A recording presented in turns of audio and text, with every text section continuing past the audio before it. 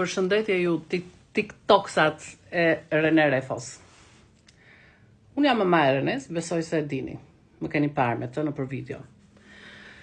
Në fakt, zgjodha të flas këtu nga TikToku Renes, sepse kishte dalë ky organizatori i ahengjeve, edhe kishte dalë në atë emisionin e vet dhëmb, si e ka.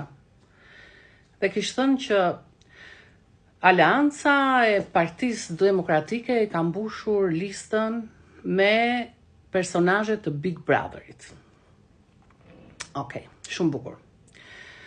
Ne jemi dy, ndoshta mund të jemi edhe tre, po dy di unë që kemi ardhur, që kemi qenë në formatin e Big Brotherit. Por ky kryeartisti, se ky është kryeartist, e di që në Big Brother futen njerëzit që janë marrë me art në jetën e tyre?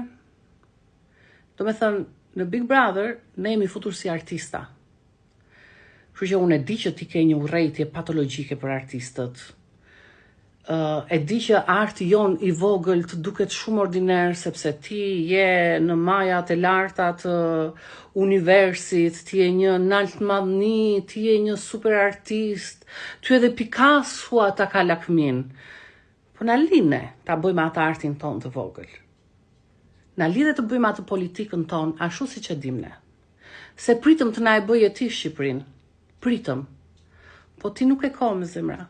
Nuk e ko ti, se ti e para do bësh ahengjet, do organizosh ahengjet.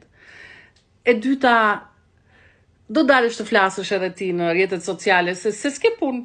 Si do ta kafën e mëngjesit me këta pishti? Se shok nuk ke, njëri nuk ke. Ata servilat e tu nuk i ke qef ti shofësh që në mëngjes. Kështu që do dalësh dhe ti në rrjetet sociale.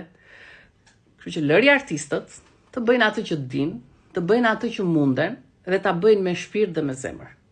Mos u merr ti as me Big Brotherin, as me listat e Partisë Demokratike, dhe as me listat e tjerëve, se atë listën tënde i qave, si artisti madh që je, nuk e futur as një artist në listë.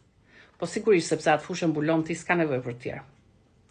Që të them më shumë unë ty, se edhe të lodhë, se je shumë i ngarkuar këtë periudhë, se ke gjitha ato ahengje për të bërë. Apo, të fala gastorve, mos haro, paqim.